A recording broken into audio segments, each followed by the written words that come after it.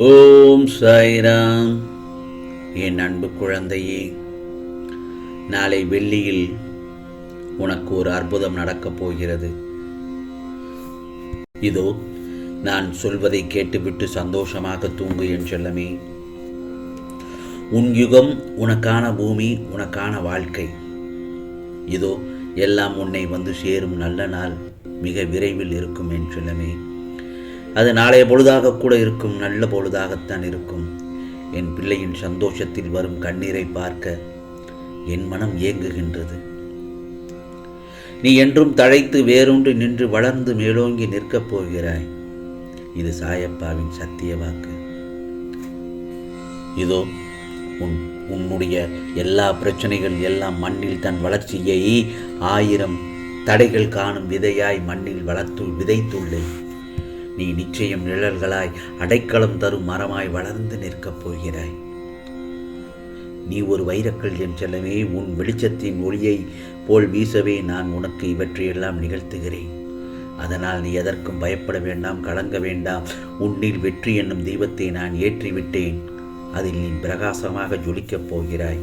ஆம் செல்லமே, உன்னை விட்டு நான் எங்கு போவேன் சொல் பார்க்கலாம்.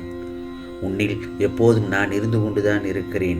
உன் அன்பின் ஆழத்தையும், உன் பக்தியின் தூய்மையையும், பலத்தையும், உன் விசுவாசத்தையும் எவ்வளவு உண்மையானது என்று நான் நன்கு அறிவேன். இந்த சாயப்பா, நான் உன்னை கவனித்துக் கொண்டுதான் வருகிறேன். என் செல்லப்பிள்ளை, நீ ஏதோ பெரிதாக நடந்தது போல் யோசித்துக் கொண்டே இருக்கிறாய். அப்படி என்னதான் நடந்தது? அதை சொல்ல நீ தயங்கினாலும் அதை நான் நன்கு அறிவேன். ஆகவே தேவையில்லாமல் யோசித்து கொண்டிருக்காதே. ஏன் கவலைகளுக்கு இடம் தந்து கொண்டிருக்கிறாய்? வேண்டாம். ஏற்றத்தாழ்வுகள் இல்லை என்றால் நீ வாழும் வாழ்க்கைக்கு ஓர் அர்த்தமும் இருக்காது. மனதில் பக்குவமும் தைரியமும் இருந்துவிட்டால் எவ்வளவு பெரிய கடலாக இருந்தாலும் நீந்து கொண்டு வந்து விடலாம். நீயோ இவை அனைத்தையும் கடந்து வந்து விட்டாய். உன்னை கண்டிப்பதற்கு எனக்கு முழு உரிமை இருக்கிறது, என் செல்ல பிள்ளையை கண்டிப்பதற்கு. ஏனென்றால் நீ என்னுடைய செல்ல குழந்தை, துவாரகமாயின் செல்ல குழந்தை. அப்படி இருக்கும் பட்சத்தில் ஏன் கவலைப்படுகிறாய்? கவலையே பட வேண்டாம். என்னை மீறி, என்னை தாண்டி எதுவும் உன் அருகில் உன்னை தொடக்கூட விடமாட்டேன். எதுவும் நடக்கவும் விடமாட்டேன். உனக்கு நான் பாதுகாப்பு வளையத்தை போட்டிருக்கிறேன் என் செல்லமே. எனது அனுமதியின்றி எவரையும் உன்னை நெருங்க விடமாட்டேன். தைரியமாக இரு, தன்னம்பிக்கையோடு இரு. கெடுதல் நடப்பதற்கும் இடம் கொடுத்து விட்டால் பின் நான் எதற்கு இருக்கிறேன்? எந்த சூழ்நிலையிலும் இந்த சாயப்பா உன்னை கைவிட மாட்டேன். உன்னை பாதுகாத்துதானே வந்து கொண்டிருக்கிறேன். ஏதோ உன்னை வெறுத்து ஒதுக்கியவர்கள் மத்தியில், உன்னை இழிவாக பேசியவர்கள் மத்தியில், நீ எல்லாம் எங்கே வளரப்போகிறாய் என்று அகங்காரத்துடன் பேசியவர்கள் மத்தியில் உன்னை வீழ்த்தி பார்க்க பல மந்திர தந்திரத்தையும் செயல்படுத்தினார்கள் அல்லவா? அவர்கள் மத்தியில் அனைவரும் வியந்து பார்க்கும் வண்ணம் உன்னை உயர்த்த போகிறேன். இவையெல்லாம் தெரியாமல் நீ ஏன் கவலைப்பட்டு கொண்டே இருக்கிறாய்? இந்த சாயப்பாவை நம்பினோரை நான் யாரையும் கைவிட்டது இல்லை. ஏனென்றால் என்னிடம் நம்பிக்கையோடு இருக்கும் பக்தனை நான் ஒருபொழுதும் கைவிட்டதில்லை. நம்பிக்கைதான் வாழ்க்கை. நான் இருக்கிறேன். நம்பிக்கை, பொறுமை என்ற இரு மருந்தாகத்தான் நான் எல்லோரிடமும் சொல்லிக் கொண்டிருக்கிறேன். என் பக்தர்களுக்கு, என் பக்தர்களாக வரும் யாருக்குமே நான் முதலில் சோதிப்பது என்ன தெரியுமா? இவனிடம் நம்பிக்கை, பொறுமை இருக்கிறதா என்றுதான் நான் முதலில் சோதித்து, அப்பொழுதுதான் உன்னை நான் என் அருகில் இழுத்து வந்திருக்கிறேன். அப்படி இருக்கும் பட்சத்தில் நான் உன்னை கைவிட்டு விடுவேனா? என்னிடம்தான் கயிறு உள்ளது. நீ எவ்வளவு தூரம் போக முடியுமோ போய்கொண்டே இரு என்று நான் அந்த கயிறு ஒரு பக்கம் உன்னை கட்டி வைத்திருக்கிறேன். அதன் மறுபக்கம் என் கையில் இருக்கிறது. உன்னை நான் இந்த கயிறை விட்டுக்கொண்டுதான் இருக்கிறேன். நீ எவ்வளவு தூரம் போ என்று. நீ ஒரு தவறான இடத்தில் செல்லும் நேரத்தில் நான் இழுக்க பிடித்து உன்னை பாதுகாத்து விடுவேன். ஆகா, என் பக்தன், என் செல்ல பிள்ளை, நீ தவறான பாதையில் செல்லப் போகிறாய் என்று உன் மனதில் ஒரு எச்சரிக்கை மணி அடித்து உன்னை இழுத்து வந்து பாதுகாத்து விடுவேன். கவலைப்படாதே. பிறகு பார், அனைவரும் வியந்து பார்க்கும் வண்ணம் உன்னை உயர்த்தி பார்க்கப் போகிறேன். இது தெரியாமல் நீ அலட்சியமாக நடந்து கொண்டிருக்கிறாய், கவலையோடு இருக்கிறாய்.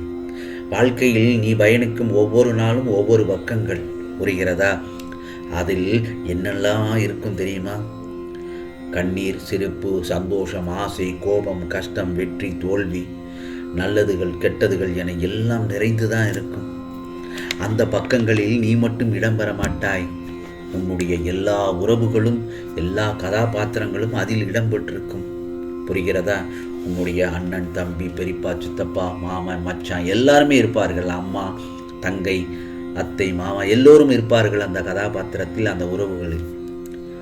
அவர்களால் கிடைத்த அன்பு, கிடைக்காத அன்பு, நிலையில்லாத அன்பு, உண்மையான அன்பு என பல பல பரிமாணங்கள் அதில் இடம்பெற்றிருக்கும் அந்த புத்தகத்தில்.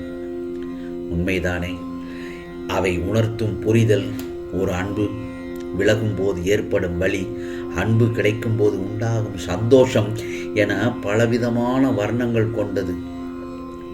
இவற்றையெல்லாம் அனுபவிக்க விருப்பமில்லை என்றாலோ அவை ஒன்றும் உன் கையில் இல்லையே. யார் உன் வாழ்க்கையில் அமைய வேண்டும் என்று தீர்மானிப்பதை நான் தானே. அதற்கு வேறு நீ எதற்கும் நீ காரணம் இல்லை என்று புரிகிறதா? இதற்கும் அதற்கும் வேறு காரணமே இல்லை.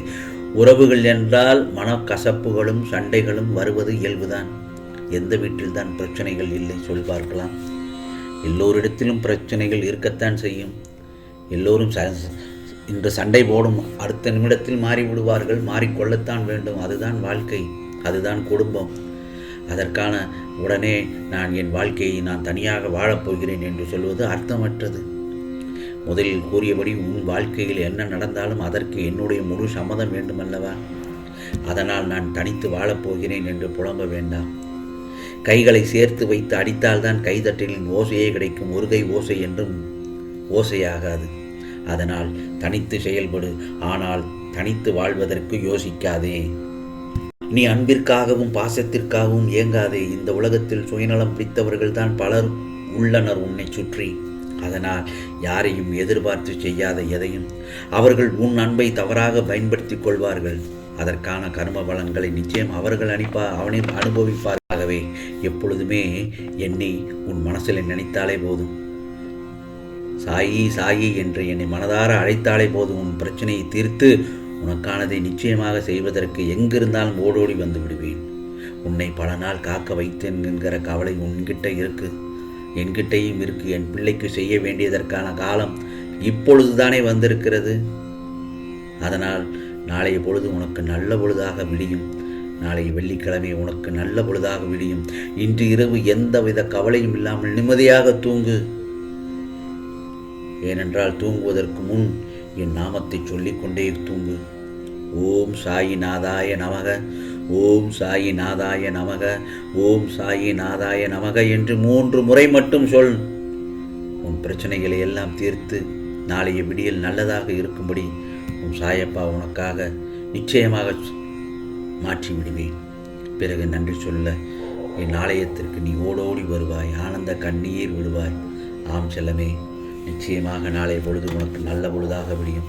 உனக்கானது எல்லாம் நிச்சயமாக நல்லதே நடக்கும், நல்லதே நடக்கும். ஓம் சாய்ராம், ஓம் சாய்ராம். ராம்ஜி அருள் கிடைக்கட்டும்.